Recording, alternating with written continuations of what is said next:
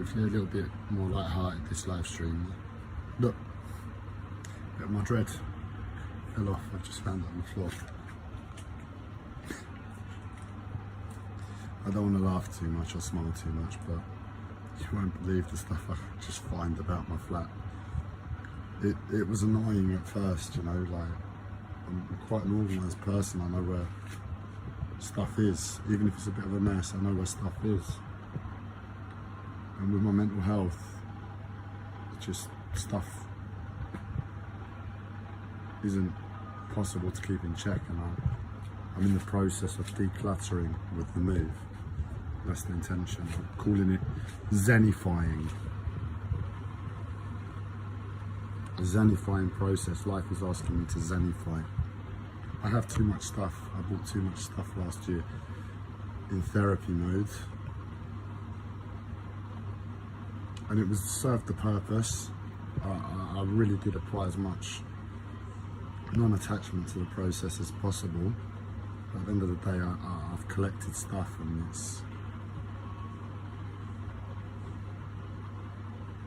it just makes sense to cut back for my mind, especially when stuff is finding itself on the floor. But what I was going to say is that it makes life interesting. You know, you're walking about and you find a bit of your beard on the floor. No, I really don't want to laugh too much. No, it's a serious title. I'm not going to speak about anything specific, but I have stuff to share. And that is, it's been absolutely insane the past, I'll stop there, the past. And it's intensified of late. And I keep doing my best, and life is honouring that sincerity on one level. I can see.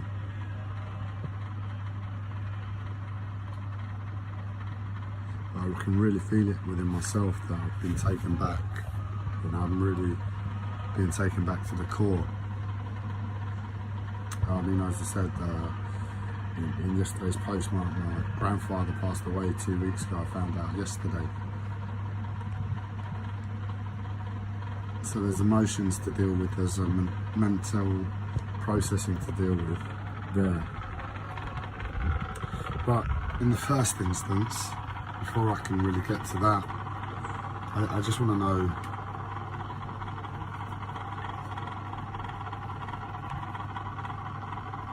that I'm doing the right thing for myself, because this world demands, if it's not the bills, if it's not what I have in the way of my work, and that is my responsibility to the mental health system, in turn to society, and then separate from that, the community, what we are responsible for to each other just as human beings, and then on the level that we've come together at in terms of, well, it's the same thing. And to ourselves, I guess, on one level. And, you know, that's important. I know it's important to feed yourself, because, you know, if you're at peace, then your life is at peace. If your life is at peace, you're not going to be any harm to anybody, and that's not a bad place to be at, really, is it? But with my self, I'm I'll tell you what happened. I left hospital yesterday. I made that little video about the sunset, the beautiful sunset, and I went to the shop and I bought some health food, and I bought some soya for the first time in ages. I've refrained from soya since I got my nutritional training from my friend Kyle. Really pioneering nutritionist. Well, I say pioneering, reverting. It's just going back to what makes sense from my understandings, rather than just what he's been told.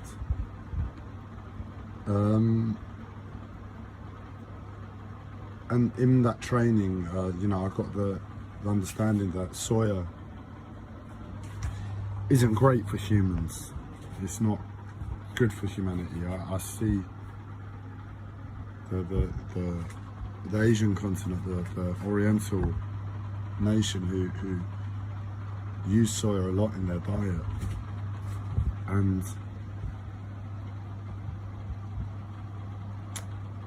I suppose it's with anything that you use a lot, you can see the detriment of it. And I suppose, but with everything else, I'm very cautious. And if someone tells me and makes it clear to me, steer away from this, and I respect the person in that area, I will listen. So I've really steered away from all soya products. But with the stress in my life and my mental health, and I'm just trying to sedate everything, you know, I just need everything to just chill the fuck out, chill out. I just need stuff to chill out.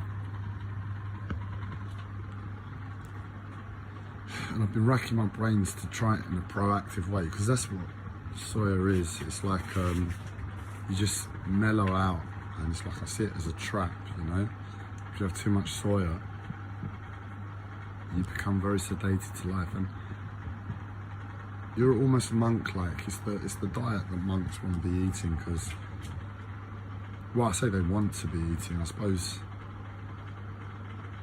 they might not necessarily want to eat it. They want to eat something that will balance out their meditative life. If anything, the monks are the ones that want to be eating red meat, for instance, if anybody's going to eat it. But it's that sort of mentality. The soya leads to a meditative life, as a life of just going with the flow, not having a conscious input. That's how I see it. It's very simplistic. I know it's putting it down quite a bit, and might not be quite accurate, but that's how I see it from my perspective of seeing it as the bad guy. And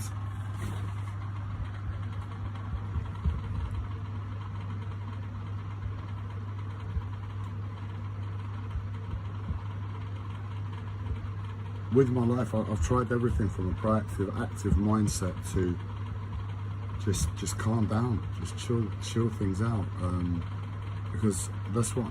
And if you can imagine, you've exhausted every opportunity. You try to be as humble as possible, and you're getting nowhere. And it is a process in itself, because I can see how I've had to change as a result of this process. It's like I've really become a lot more internalized and a lot more softer in application to life in this process, because when you can't get to grips with your fire, which is what my mental health and the physical pain have activated in me, it's like I've had to become very, very subtle to try and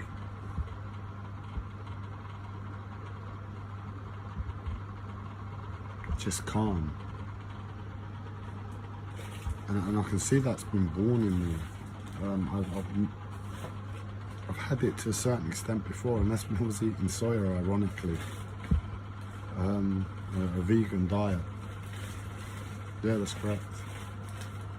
And I said to myself, you know, I've been thinking about this recently. I've got to get some soya. I've got to get some soya and just take a course of soya for a period of time. I mean, I'm really scared of it, like it's like a drug or something, because it does make yourself. I see it like switching off the active part of your brain, and it's like a trap.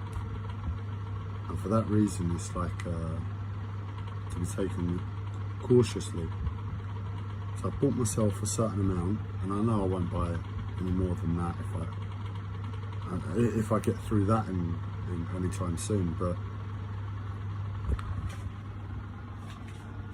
I'm taking some soya, and I've woke up today, and I can feel.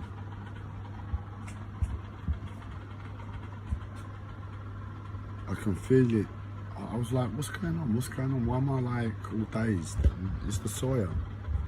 And I guess because I have been so anti-soya and of the other way of an active mind, and I'm not really fond of that. I was seeing it as the enemy. Experiencing it today, I was like, oh, I don't like this, I don't like this. But then I realised, hang on a second, it's probably the soya. You ate soya last night with your food, and then I didn't mind it. I didn't mind that state that I was in because I know it was self-induced, and it was unpleasant. Yeah, it's not where I want to be, but I know from the right perspective that can be enjoyable, and there's nothing wrong with it in itself. And because I have a reason as to why it's there, why it's occurred, it's not a problem. All I have to do is stop eating soya and it goes away. So, and not only that, I've realised what I've been doing is where I've been getting stressed, I've been drinking alkaline water to balance out the body to the mind, because my mind is, well, you can see me from the videos. And I know just switching stuff up at times really does help. So where my diet has been, I've been eating a lot of lamb. I eat only lamb in terms of meat for the heat, because my body doesn't really get on with the damp climate here. And my body does feel the cold, it's always felt the cold. And I enjoy the cold, but I think the damp of the UK is a damp climate. In terms of Chinese medicine, that's what they say. It's damp,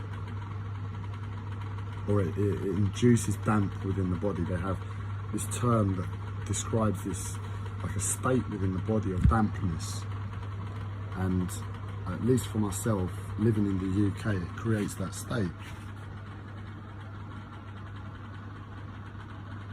So when it's cold, I don't really do well. You don't want to be wet and cold. You want to be dry and cold. It's easier to hold the cold. And in that state, dry cold, I really enjoy it. My body gets on really, really well with that. But with the wet cold, can't do so well. So I've been drinking alkaline water to balance out the stress. And I just realised today to start making the water acidic, just to change the body, get the body balanced, but from a different way. And that way, you know, whatever's going on can maybe settle in a different fashion, where it's not settling in the way I'm living.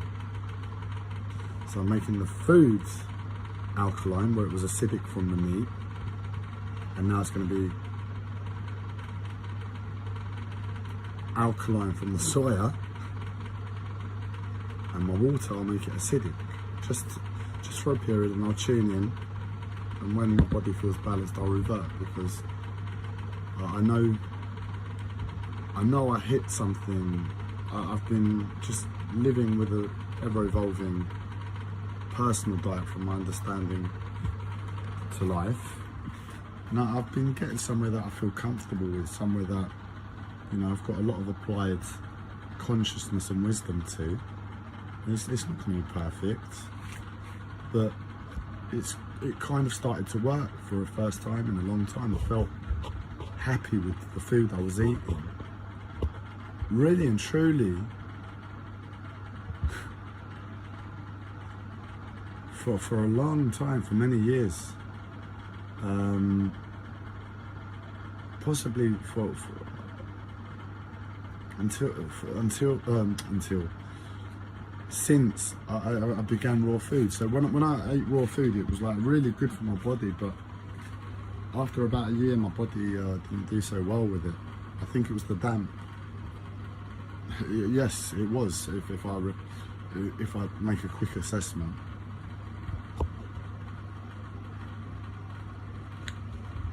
And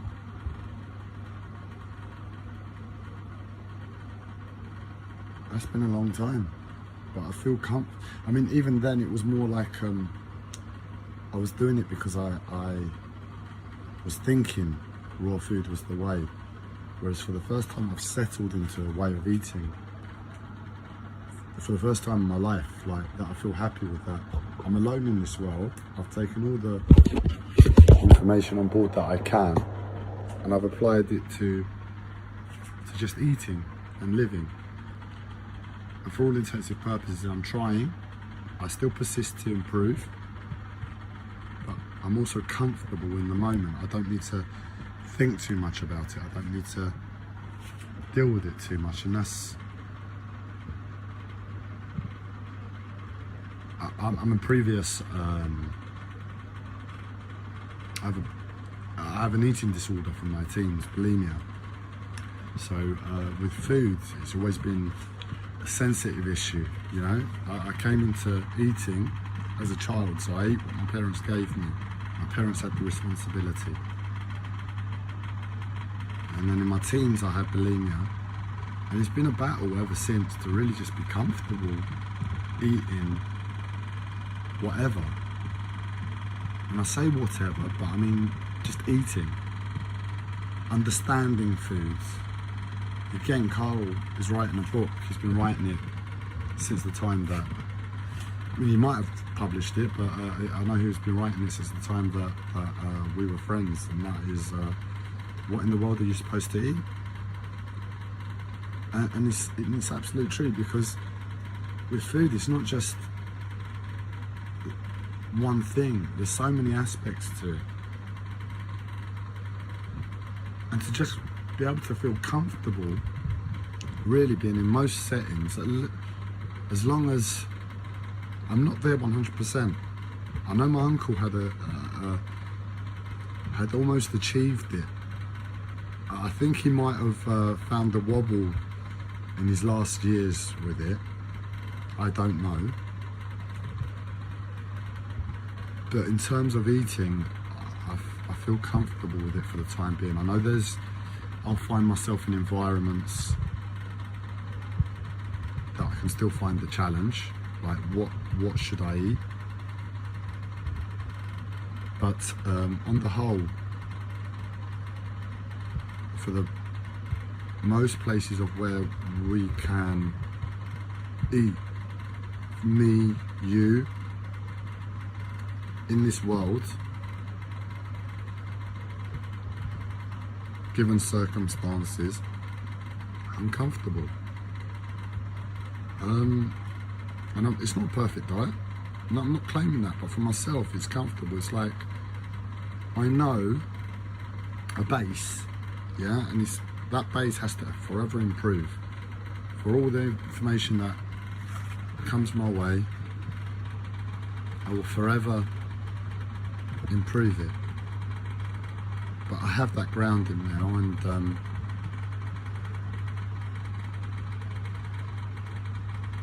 it's like, I'll give you a quick aspect to bulimia. With bulimia, it was like, imagine an alcoholic, and I think I've said this before to one friend I disclosed my bulimia to, and that is, as an alcoholic, you don't need alcohol again. All right, you're going to crave it.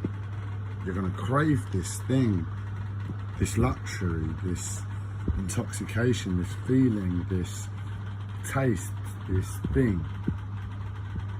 But you know, all you have to do is, if you really like the taste, create a non-alcoholic alternative, or a really, really low alcoholic alternative. If it's, you can always find something. Now, that's what I've had to do with my diet as it's changed. It's just like, for instance, and I'll come back to that alcohol aspect in a second, and bulimia. But as a child, one of my favourite foods was, and I'll say it the English way, tarama. I can't even say it the English way. The Greek way is tarama. It's that pink, creamy, foamy thing that always sits next to hummus in like your local Turkish shop. I'm gonna try and say it in the English way. I'm a bit nasally and my throat's out, so I can't say it properly, but I'll try. I'll shame myself a little bit for it. And essentially, that was the food I really liked as a kid. That and bread, man. It tasted better than anything. But it's got bread in it, and that's one of the things I try to avoid, wheat.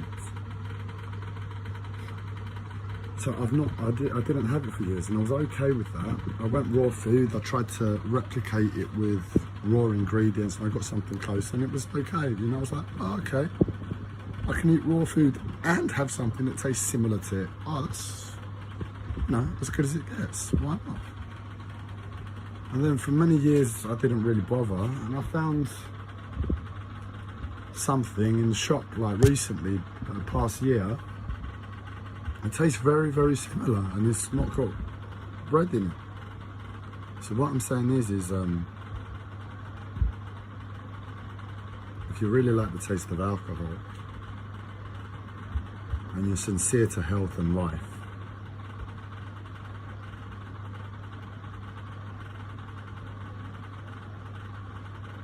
you can always find something as well that replicates it, that reminds you of what you loved about it.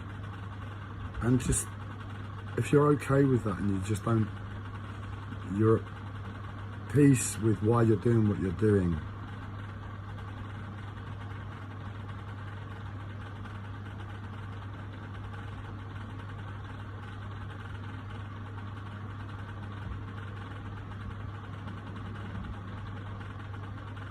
having the next best thing and linking it to that memory of the original thing, and just being at peace, knowing that it's not the fucking original thing, pardon my language, knowing that it's not tara musalata, it's not going to be exactly the same taste, it's not going to be exactly the same experience, but you've got something here that tastes not too bad. And it just reminds you of that memory, and it's like, you might as well be eating that thing in the first place. So that's what I was getting at with alcoholism, an addiction. I have an addictive personality, I have an addictive past, and these are the tactics I've had to apply. I've done it naturally, so it's not been too challenging. And with alcoholism, you don't need it. It is a luxury, and all you have to do is see that life is the most important thing. And live life and find out whatever it was that you were enjoyed about the alcoholism and something a bit more healthier.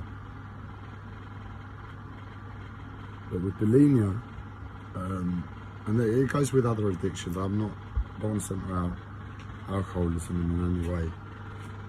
But with bulimia, you need to eat. You need to eat still, and you have to deal with that addiction head on. You have to say to yourself, right, I need to sort out my mind in the first instance about why I'm eating, what I'm eating, how I'm eating, where I'm eating. Is it addictive, whatever I'm doing, why I'm doing it? And that's the mentality I've had to apply. And I've been able to, I'm 90% sure of my addiction all the way along. You know, I know I'm still, I have reasons for being addicted. And there's still traces there within me, but where I've kept compartmentalising it out, I believe where those negative aspects can show themselves again, because I've kept applying the mentality of health to food and to the mind in relationship to why I'm eating, because that was it. With bulimia is why am I eating? Why am I doing this? Why am I eating this food? How much am I eating? What am I doing it for? It shouldn't be a problem. That's it. I know I'm making this up. So like, with bulimia, it was about image for me. I was fat as a child, and I wanted love. And I saw this world, and it was all about sex, and sex made love. You know, people were attracted to each other first, and then they found love within each other. That's how I saw the world from my perspective.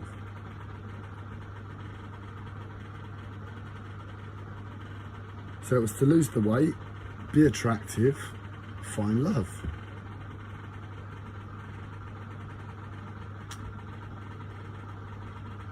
The first step in getting over bulimia was to just say to myself, look, Andreas, you know what the situation is, you know why you're doing it. You've got to just be okay being fat for a while. So I put on weight. It felt wrong, it felt uncomfortable, it felt yucky, but there was a certain amount of relaxation within my life. And then I've persisted all the way through.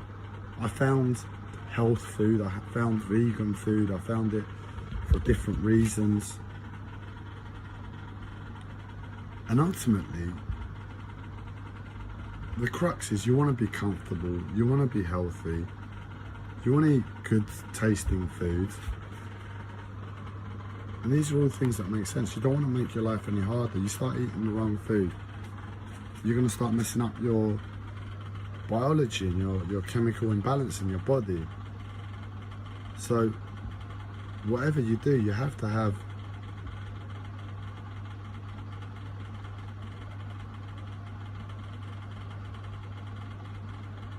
that balanced out within yourself.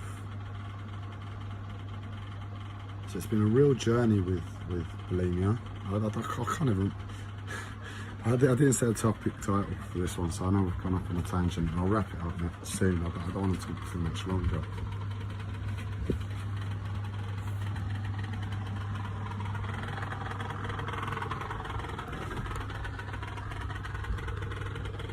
Sorry, I'm just in a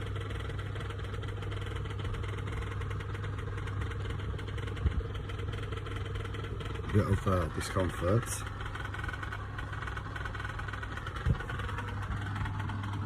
So it was a real journey. I know I've gone off on a tangent again. My memory is terrible at the moment. I need to sort my head out. But yeah, I feel comfortable with what I eat now. That's the main thing. And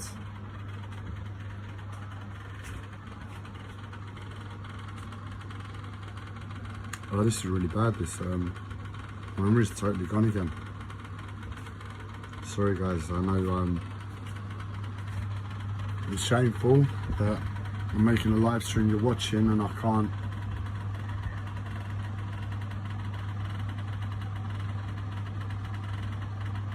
I can't express what I want to express. So I think you see what I'm trying to say in terms of bulimia. I can't remember how we got into the subject, and I won't waste any more of your time. I need to go to the toilet, sorry.